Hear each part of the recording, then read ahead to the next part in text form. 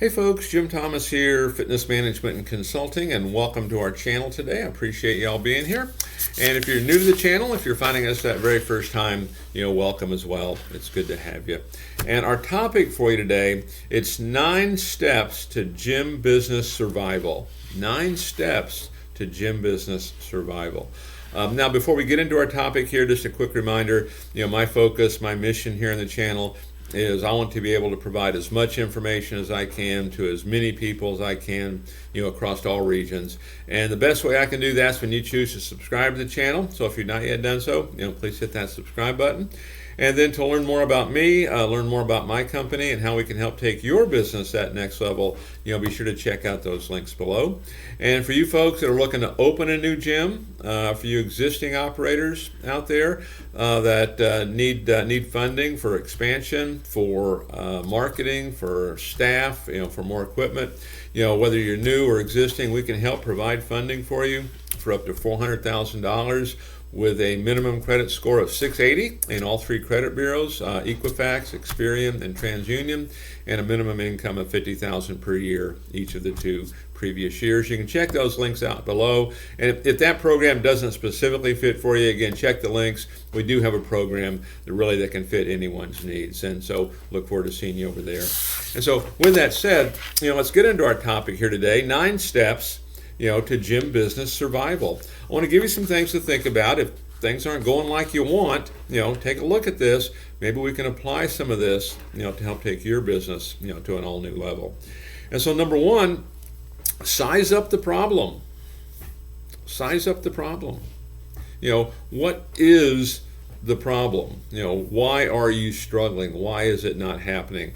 This is the first thing you have to determine. It's going to be really difficult to fix anything if we don't know what the problem is. And I know a lot of folks, they'll say, well, we're just not getting traffic, nothing works. And sometimes that is true to a point, but why is it not working? And in some cases, I've talked to facilities that maybe are doing a lot of things, but they're not doing them in the proper way. They might be doing marketing, it's more institutional style where it's branding. It's really not call to action. It's really not urgency. It's really not meant to get the phone to ring. And if we're talking about marketing, if that's something you're looking for, you want to make sure people are going to do something. They're going to email you, they're going to text you, they're going to walk in, they're going to go to your website, some actionable thing. It's not just, brochure style information. But make sure you size up the problem. Is it closing? Is it marketing? Is it the quality of our staff? I know I've looked at clubs that maybe they had a really good sales manager, they lost that person, and now all of a sudden, they really took a dip. And the problem was, they lost that person, but the problem was how they were training their staff, how they were holding them accountable.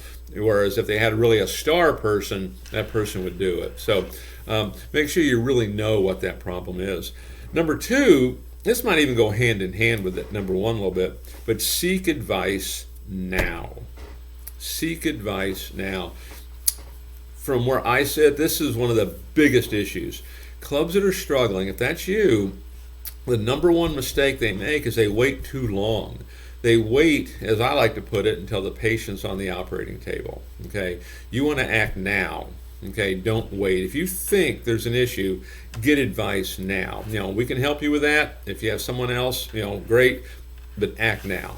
Okay, don't put that off, because all it's going to do is get worse. Okay, you don't want to try to fix something based on trial and error. Number 3, cut your cost. Now, let me talk about this a bit. If you're in that situation where you're trying to survive, we have to cut cost. Because we have to make sure every program is producing, we have to make sure every person is producing, we have to make sure we have money in the bank at the close of each day.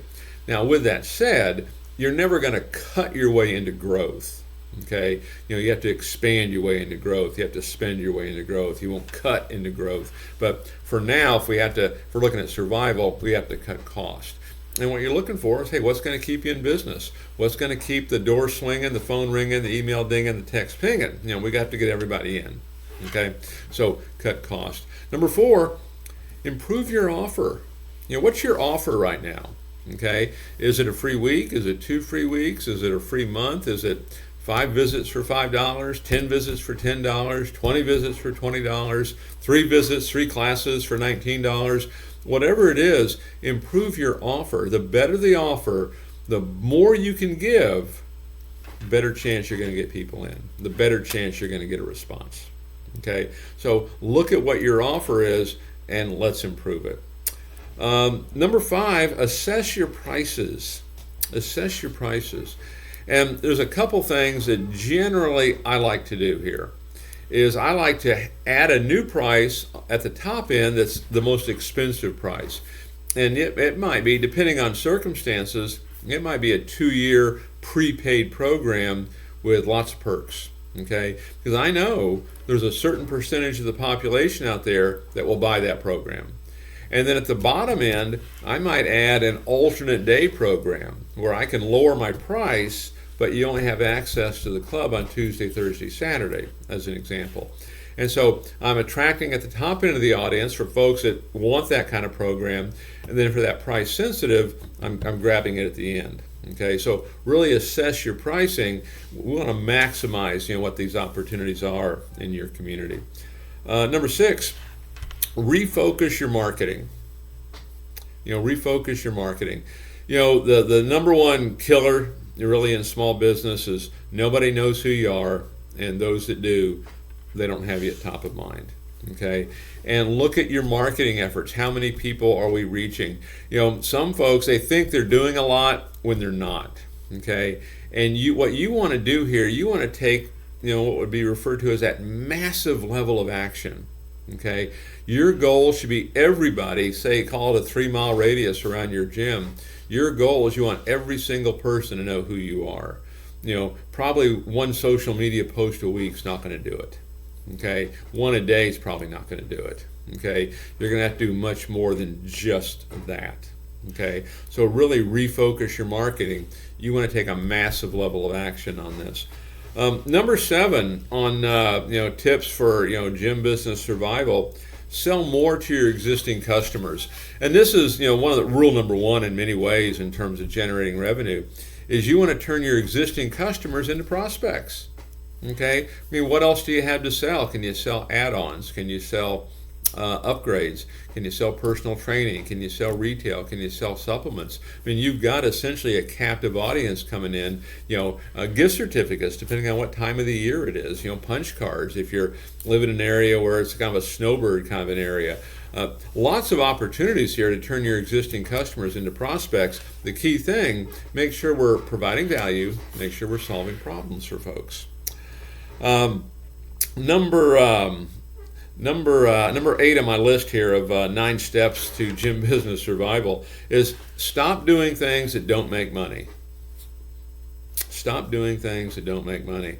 And again, this is kind of business 101 on a turnaround. But the first thing we do, if we have staff that aren't producing at a level they need to, if we have programs that are not producing at a level they need to, if we have instructors that aren't bringing in the people into the class that they need to, that will all get evaluated, because everything has to make money. Okay, it simply cannot not make money. Okay, otherwise you're not going to be there very long. And sometimes you have to make the hard decision. And I think I mentioned this on a prior video, but we had a client one time we got involved with it. Ultimately had a lot of success, but initially really struggling. And I remember they had a few different folks in the ownership group. And one of the guys had made the comment to me. He goes, "Yeah, Jim, the reason we brought you in is because we knew you'd make that tough decision, because we're just not able to do it." And sometimes you have to do that. Okay. And then number 9 on 9 tips and 9 steps to gym business survival: get full support. You need buy-in. Everyone needs to be on board with what we're doing here. They're either with you or they're not. It's really kind of that simple. And if they're not on board, you need to have that conversation about whether or not they can move forward with this, because you need everybody who's trying to move forward with you. Okay, so 9 steps, 9 tips, for gym business survival. If you're in a situation where this is a struggle for you, where it's not working like you want, take a look at some of these. Sometimes just one thing can make all the difference for you. So folks, I appreciate you being here today. Again, my name is Jim Thomas. My company's Fitness Management and Consulting. And again, my focus, my mission is I want to be able to provide as much information as I can, to as many people as I can, across the globe. And the best way I can do that is when you choose to hit that subscribe button. So we appreciate that. And then to learn more about me, learn more about my company and how we can help take your business that next level, be sure to check out those links below. And for you folks that are looking to open a new facility, for you existing operators that are looking to expand, you need money for marketing, money for equipment, money for staffing, we can help with funding. You can check out the links below on the various options that we have. But we can help with funding up to $400,000 with a minimum credit score of 680 or better in all 3 credit bureaus and a minimum income of $50,000 per year each of the 2 previous years. Check out those links below. If you qualify for that program, great. If you don't feel like that's a fit for you, we do have other programs. Essentially, we're going to have a program for any kind of circumstance. So check that out. We look forward to seeing you over there. And again, appreciate you being here on the video today, and we'll look forward to seeing you on the next one.